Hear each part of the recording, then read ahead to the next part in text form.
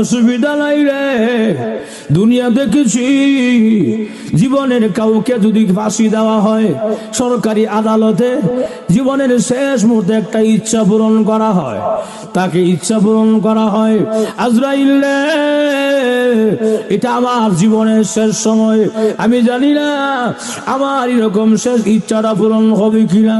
আমার ইচ্ছাটা হইল আমি এখন যা আমার গামছাটা জমিনে বিছাইয়া দিলাম, আমার এখন ওযু আছে, আমি 2 রাকাত নামাজে এখন দাঁড়াইয়া যাব।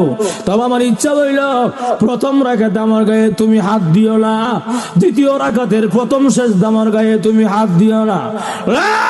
আজরাইল দ্বিতীয় রাকাতের দ্বিতীয় সেজদা যখন যাব, মেহেরবানি করে তুমি আমাকে মহান আল্লাহর কাছে পৌঁছায়া দিও। ভাইরা আমার, আমি যে কথাটা বুঝাইতে চাই, ঈমান আমলের দাম অনেক বেশি। ঈমান আমল যদি ভালো হয়, লোকটা যদিও কালো, আল্লাহর কাছে অনেক ভালো। আর যেমন ঠিক কিনা, ঈমান আমল যদি ভালো হয়, লোকটা যদিও কালো, আল্লাহর কাছে সে অনেক ভালো হয়ে যায়। এই জন্য ঈমান আমলের দাম অনেক বেশি।